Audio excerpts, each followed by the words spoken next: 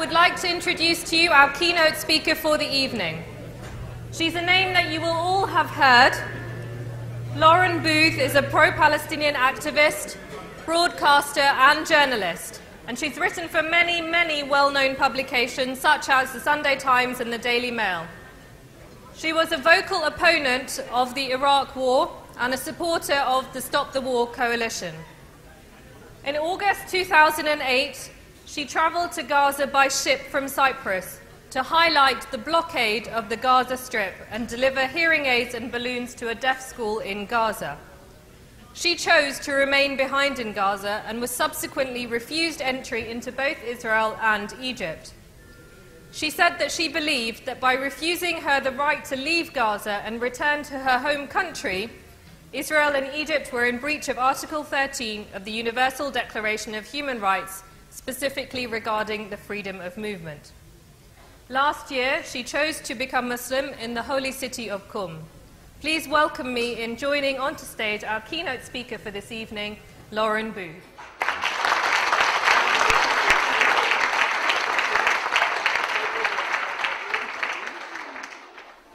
Bismillah. Bismillahirrahmanirrahim. Assalamu alaikum. And to the Arab people amongst you, Kifa Halek. I don't know how to say that in Iranian. I really should know how to say, how are you doing in Iranian? Anybody? All right. I'll learn it from Press TV.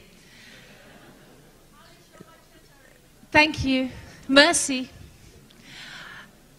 I'm here tonight to celebrate the work of a charity that has really touched my heart. And I can see by everybody here who knows, and has probably been here for the 6th year running, you know it much better than I do, but really the work of Ms. Kareem and all of the other patrons and all of the volunteers here tonight deserves our gratitude, because looking after orphans and those who struggle to make ends meet and those with disabilities is something that, as Muslims, as human beings, we hold that so much more important than how successful we might be and our own egos. So I'm going to give a little taste tonight of what I'd like to share with you, which is my journey to Islam. Because I have to say, a year ago, I couldn't imagine myself standing here without my blonde hair out, without other bits of me out, really. Probably without a glass of wine in my hand. So it seems like a very sudden journey, but it began as so much of what I call my real life began in Palestine in 2005. In 2005, I was a journalist living in France, in a nice little farmhouse, writing articles about living in France in a nice little farmhouse, which is a good job if you can get it. I also wrote about politics, but I had no sensation of needing to do something for anyone else. It just hadn't really occurred to me.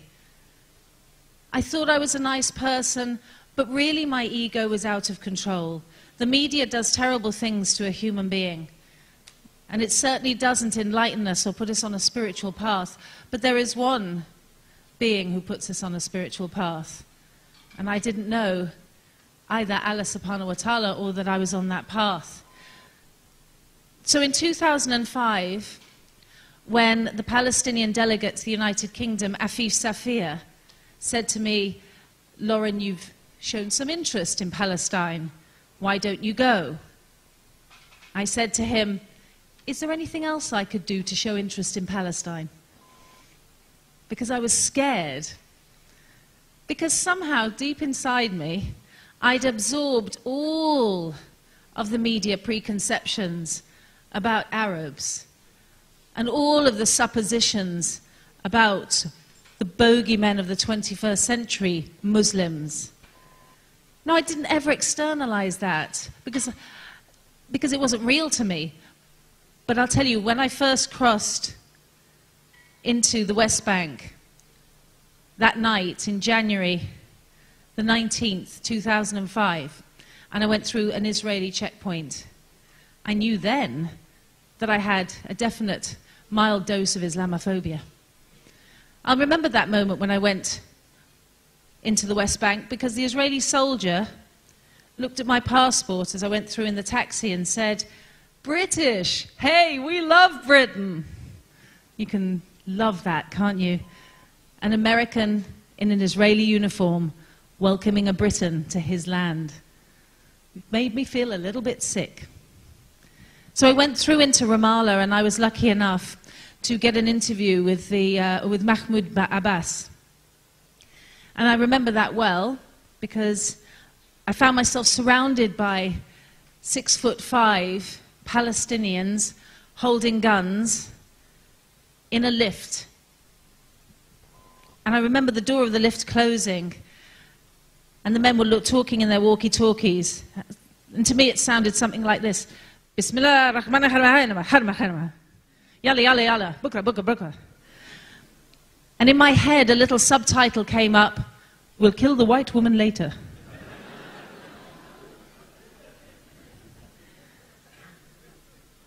And when I looked at the guns, I thought, you know, I've seen this film before, and it doesn't go well for the blonde lady.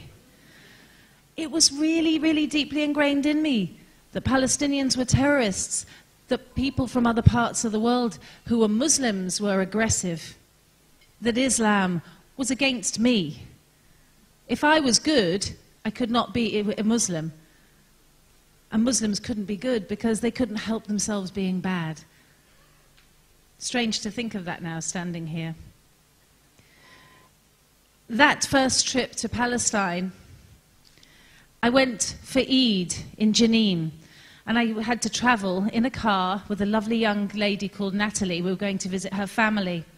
And a journey that should take around 2.5 hours from Ramallah to Jenin took us 7.5 hours.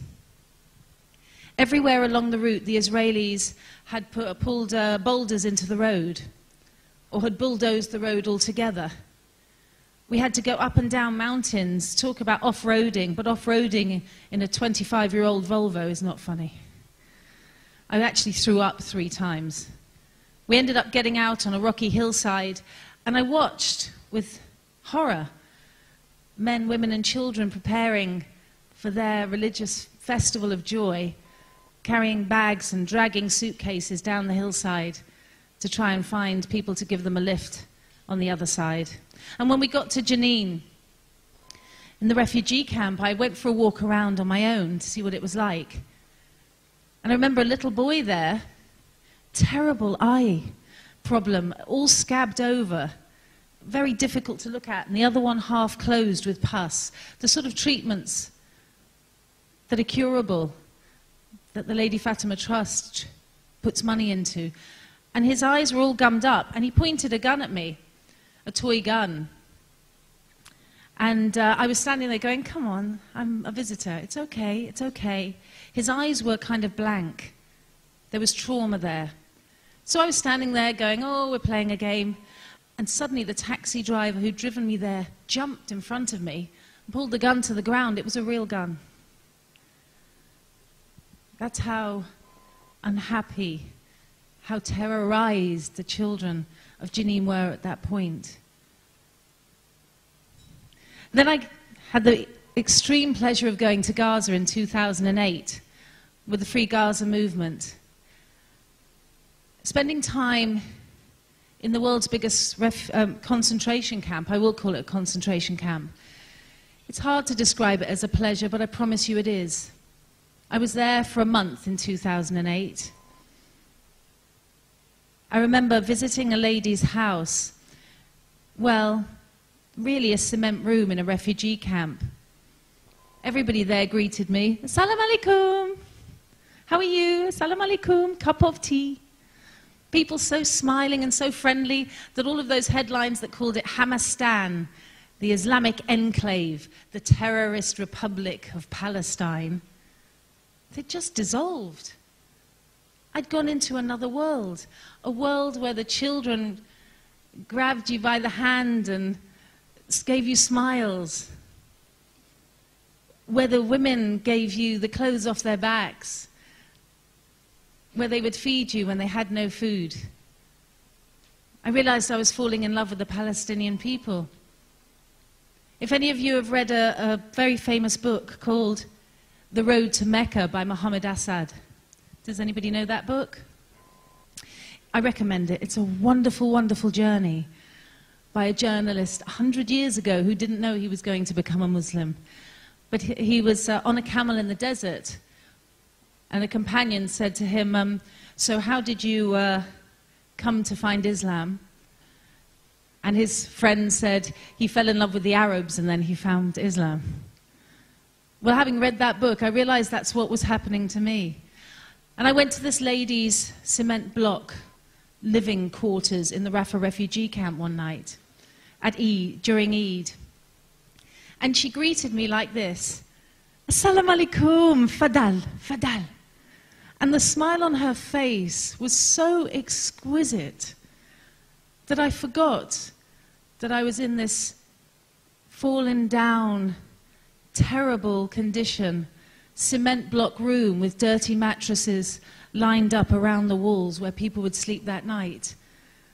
I forgot that I was going into a place where the kitchen was not much bigger than this here, where she had 2 little cooking rings where she tried to cook for 9 people, if she had anything to cook. Because she greeted me as if it was the Taj Mahal, her home. And it made me want to smile. But it also made me angry, her smile. Because it was Ramadan. Yeah, it was Ramadan. And I said to her, I don't understand why your God makes you go hungry for a whole month. I just don't understand why, when it's already difficult for life in Gaza, why you should not drink water and why you should not eat during the day. What is your God trying to prove? And this lady in the Gaza refugee camp, she looked at me with a sweet smile in her face and she said, Sister, we fast in Gaza to remember the poor. I've told that story an awful lot of times now. But it always does something to me inside. Because I felt like a key went into a lock. And a thought came into my head. If this is Islam, I'm in. Because what I saw at that moment was a purity that was love. Sheer love. Not politics, not sectarianism, not schisms, not drones, but sheer love. I didn't know that I was on the road to Mecca myself. But last October, after many years now working as a minor Palestinian activist, just trying to be a mother and give some support, because once you've lived amongst the poorest people in the world, and once you've experienced their smiles and their hopes, and you've had them cry for your misery, you can't just walk away. So I went to Qom in Iran last October. I was there working. I was in Tehran reporting on the Al-Quds Day March. And I had one day off. And a colleague of mine said, you really should come to Qom, to the shrine of Bibi Fatima. And I want you to see it. And I went into the mosque and I did wudu, because I knew how to do it, having lived in Gaza for a while. And I went up to the shrine and I just watched the other women, what they were doing. And they all seemed to touch the shrine and then pray to Allah. So I stood there and I just said, Dear Allah, thank you very much for this journey that I'm on. I have nothing to ask because you've given me everything. Please bless Palestine. And then I sat down on the floor. And it was very busy. It was a Tuesday night, which is Pilgrim's Night. So, you know, there were children doing cartwheels and women breaking their fast on the floor. It wasn't quiet. But the second I sat down, I was somewhere else. Somewhere I'd never been before in my life. A realm of such absolute peace and tranquility and joy that I knew that above a certain point in our universe, everything's okay. That none of these worries the things that we have going on in our heads, they don't matter at all, because above a certain point, everything is okay. There's joy and tranquility. I sat there for a long time, and a young woman came over to me. I was in a chador, so you could only see my face. I was very curled up. And she sat opposite me, and she held my hands, and she looked into my eyes, and she said, "I love you. I love you." I'd never seen her before. I just felt at that moment that she was my sister and my daughter, and I was her aunt and her grandmother. I can't really explain the love that went between us, but it was something almost fierce. And then she backed away from me and she went. And I understood the love that is the Ummah. And they did what 8 and 10-year-olds do. They went to their bedroom and made a list of questions. And then they came up to me and they said, "Here are the questions.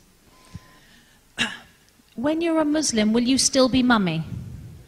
That was question 1.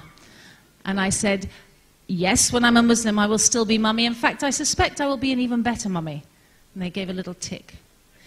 And there's a question number 2. Will you smoke when you're a Muslim?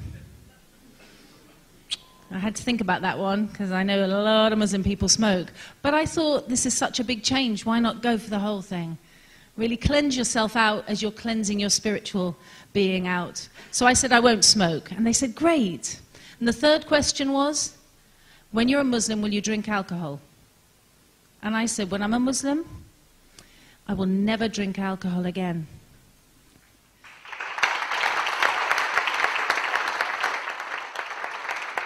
To which my daughters replied rather worryingly, hooray!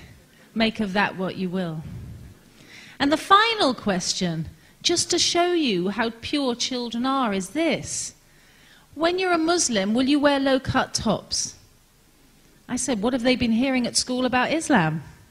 I said, no, when I'm a Muslim, I will always have this area of my body covered up. And they said, we love Islam.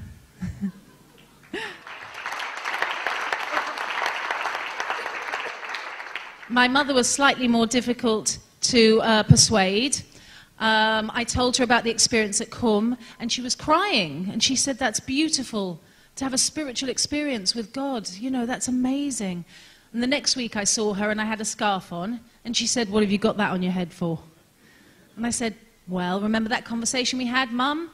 I'm a Muslim. And she went very dangerously quiet. And she looked at me and went, Muslim. Muslim. I thought you said Buddhist. Muslim. What, those nutters?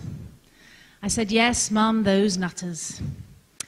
And then I sent her chocolates and flowers and letters, and I apologized for everything I'd ever done before, because I finally understood what it was to be a daughter, because I was reading the Quran. And now she thinks that Islam is a religion for nutters who love their mothers. And alhamdulillah, she's half right. Thank you very much for listening. Please give generously this evening.